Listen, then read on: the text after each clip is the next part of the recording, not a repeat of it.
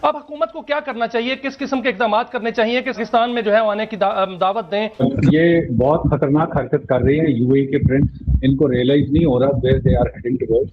पाकिस्तान ने कोशिश बहुत की है कि यूएई को इस चीज़ का एहसास दिलाया जाए कि ये आप ना करें, हमारे और आपके ताल्लुकात जो हैं वो बड़े अहम हैं, इनको ख़राब नहीं करते। लेकिन यूएई समहाउ रियलाइज्ड कि नहीं, उनकी जो भी एक अप्रोच है। संयुक्त अरब अमीरात ने हिंदी में भारत पर एक ऐसा ऐलान कर दिया जिसे देखकर एक एक भारतीय का सीना गर्व से चौड़ा हो जाएगा। जब पूरा दुनिया पैनिक कर रही थी, हम स्टेप इन किए थे, हम स्टेप अप किया है, हम स्टेप डाउन नहीं किया पाकिस्तान की तरह। जहां से भीख मली वहां जाकर पैरों में लेटने लग गए।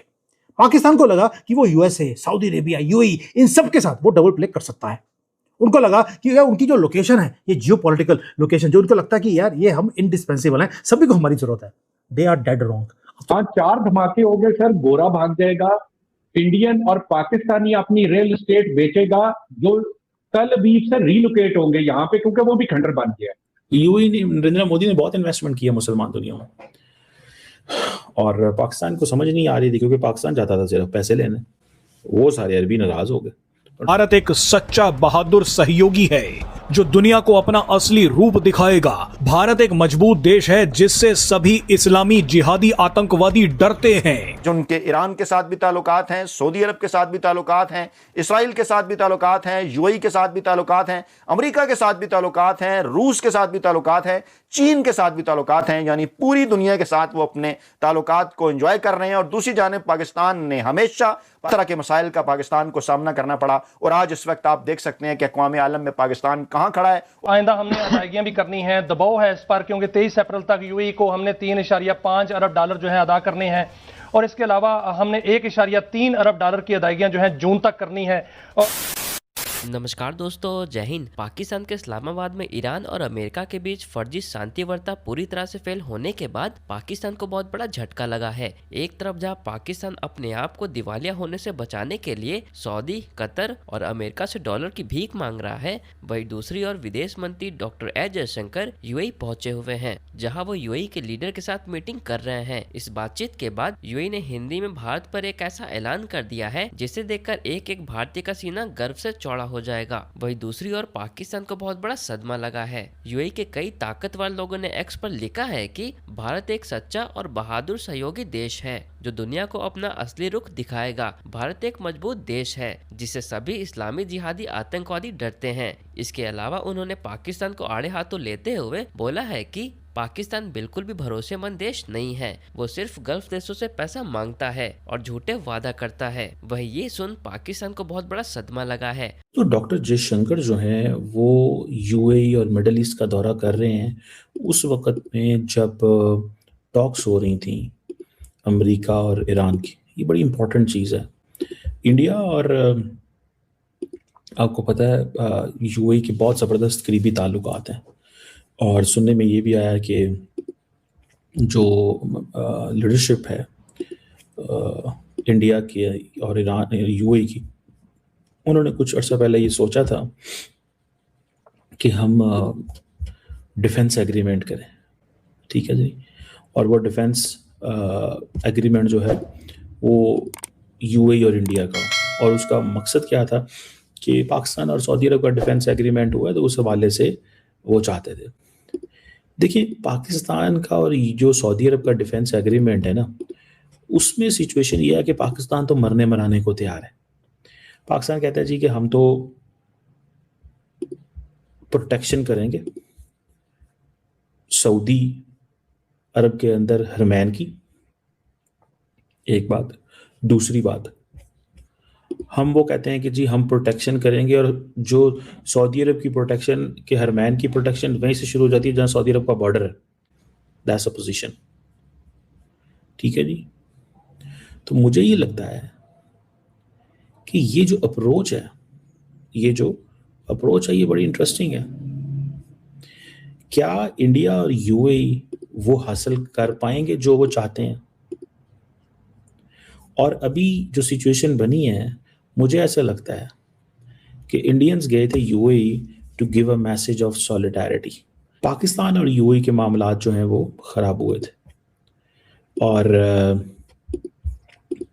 वो हमने उसको ठीक करने की जो कोशिश है वो भी कोई इतनी लंबी चौड़ी नहीं की, ठीक है।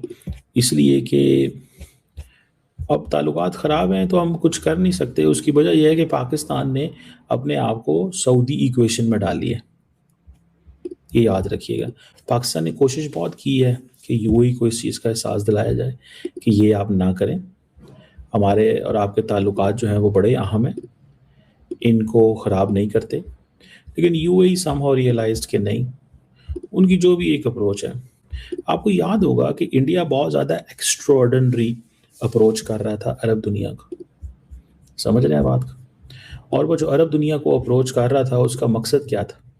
इंडिया ने एक अरब फॉरेन मिनिस्टर्स का सेशन भी बुलाया था इसी साल जनवरी के अंदर, मुझे याद आ रहा है।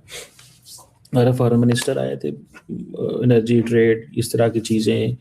22 अरब लीग के मेंबर स्टेट जो थे उन्होंने अटेंड किया, और वो अरबों को कह रहे हैं कि हमसे लें मैन पावर, हमें दें अपनी एनर्जी, हमारे साथ करें कारोबार, हमें समझें नया चाइना, हमें यहाँ पे इन्वेस्ट करें। This is what they were saying, समझ रहे हैं बात को?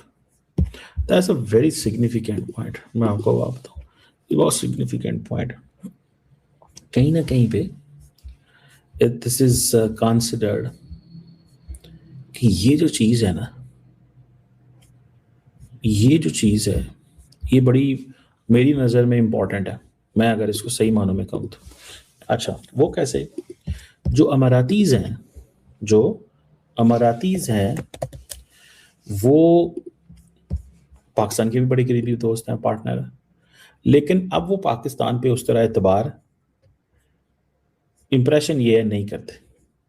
टू बी ऑनेस्ट, अब वो पाकिस्तान पे उस तरह एतबार नहीं करते। एक वो है बस, अब बन गया हुआ है।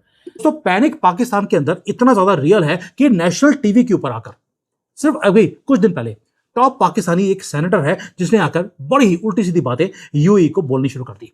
क्या बोला उनको? कि भाई आपकी जो पार्टनरशिप है भारत के साथ या दोस्ती है वो बढ़ती जा रही है, ये बहुत ज्यादा डेंजरस है। रीजन बीइंग, हम हैं हिंदू कंट्री, वो है मुसलमान कंट्री, बट असली मुसलमान है, आपकी तरह मूंछ कटे और लेडीज की ड्रेस डाल के नहीं फिरते। मैं आपसे सिंपल क्वेश्चन पूछता सभी से, आपने कभी किसी भी अरब को मूंछ कटी हुई देखा है? कभी आपको लेडीज का जो सलवार कमीज होती है उसको पहने देखा है? कभी भी? मुझे अगर आपने कभी देखा होगा तो मुझे प्लीज बता देना। ये जो मूंछ कटी है और लेडीज की ड्रेस है, इनकी बेइज्जती करने के लिए ये किया गया था, जिसको ये बड़े गर्व से दिखाते हैं असली मुसलमान। असली मुसलमान वही है जो ना तो मूंछ कटाते हैं ना ही लेडीज की ड्रेस डालते हैं। ये सिर्फ आपको बता रहा था। अब जो इनका सेनेटर है पाकिस्तान का, उसने आके क्या बोल दिया, ये जो फ्रेंडशिप है बड़ी डेंजरस हो गई है, क्योंकि 4 मिलियन इंडियंस, 40 लाख इंडियंस हैं जो प्रैक्टिकली यूएई की इकोनॉमी को चला रहे हैं। और पाकिस्तान के सेनेटर ने क्या बोला? अरब्स को थोड़ी सी अकल देने की कोशिश करी है। जो एक्चुअल अरब्स हैं, जो असल में मुसलमान हैं, उनको क्या बोल रहे हैं? आप थोड़ा सा केयरफुल हो जाइए भारत से, क्योंकि आप कहीं जैसे चल रहे हैं कहीं अखंड भारत का पार्ट ना बन जाए। वो अखंड भारत का पार्ट बनने को तैयार हैं, इनको डर है कि कहीं बन ना जाए। दोस्तों, ये है डेस्परेशन जो हम देख रहे हैं, हेलुसिनेशन है वाइल्ड कॉन्स्पिरेसीज की, जो ये वाइल्ड कार्ड इन्होंने खेलना शुरू कर दिया। शुक्र करो इसके अंदर आरएसएस और हिंदू गवर्नमेंट को बीच में नहीं डाल दिया।